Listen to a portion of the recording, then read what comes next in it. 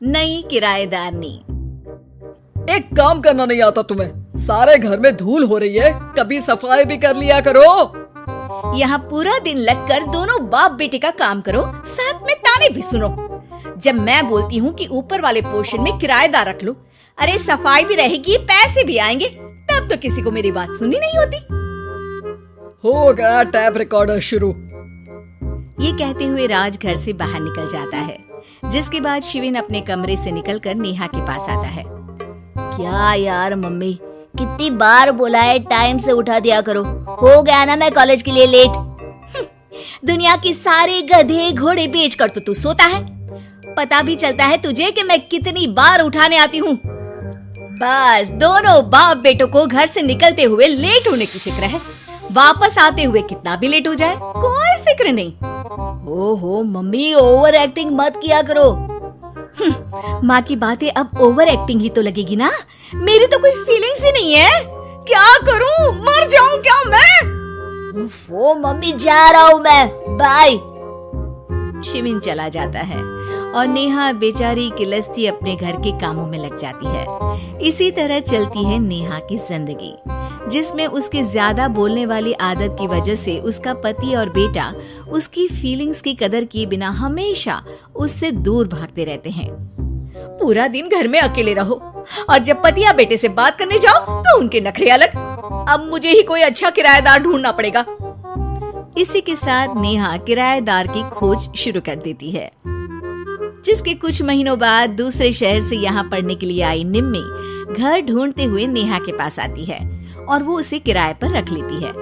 अगली सुबह हमेशा की तरह राज और शिविन अपनी जल्दी में होते हैं कि निम्मी वहाँ आ जाती है। दीदी, थोड़ी चीनी मिलेगी, वो कल ना राशन लाने का समय ही नहीं मिला।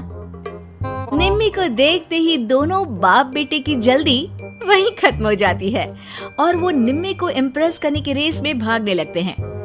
अरे मम्मी को क्यों परेशान करना, मैं हूँ ना। अरे तूने आज तक अभी किचन की शक्ल भी देखी है? रुको मैं लेकर आता हूँ। चीनी का डिब्बा कौन सा है और कहाँ रखा है वो तो पता नहीं है दोनों को, फिर चीनी के अपने मुंह से निकलने जा रहे हो किचन में। अरे मैं तो बस तुम्हारी मदद करने के लिए बोल रहा था। है क्या मदद? और वो भी तुम करोगे? सच में? अरे कोई तो सच बताओ, सुबह सुबह दोनों बाप बेटे कोई सूखा नशा करके तो नहीं आ गए ना? अरे कैसी बेकार की बातें करती हो मम्मी।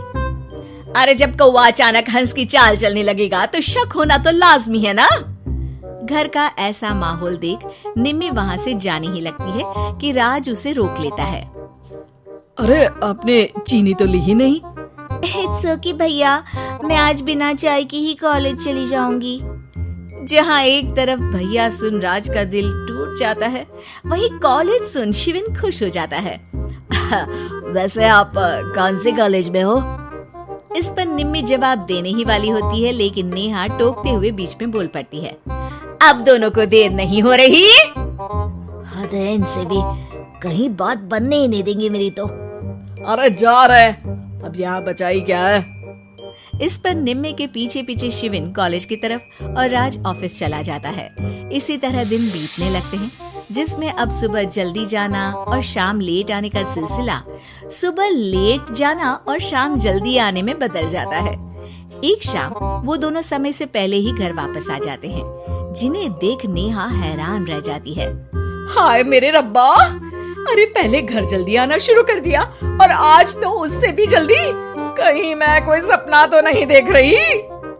मतलब अब क्या हम अपने घर भी जल्दी वापस नहीं आ सकते?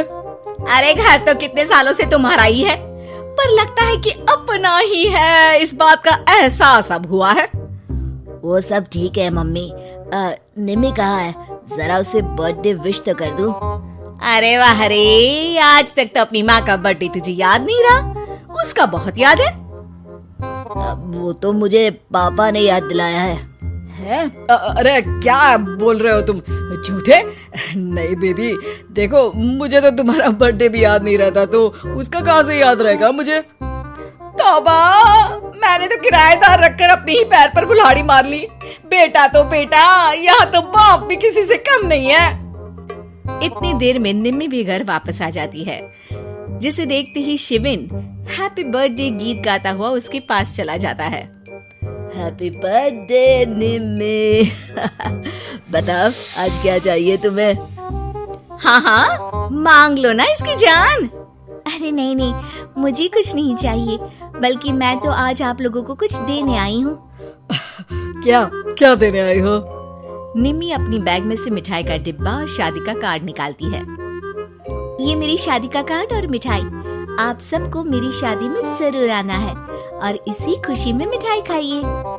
निम्मी की बात सुनकर जहाँ शिविन और राज शॉक में आ जाते हैं, वहीं नेहा हंसने लगती है।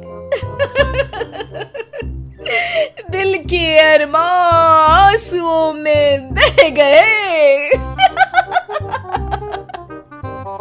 नेहा की बात से कंफ्यूज्ड निम्मी उससे इसकी वजह पूछती है, जिस पर नेहा अपने पति और बेटे की सारी करामातें उसे बताती है। I can't believe आपको मैंने भैया बोला, और शिविन तुम्हें तो मैं हमेशा छोटे भाई की तरह समझती हूँ, लेकिन कहते हैं ना, man will be always man. लेकिन आज से ये विमेन सेम नहीं रहेगी इनके लिए।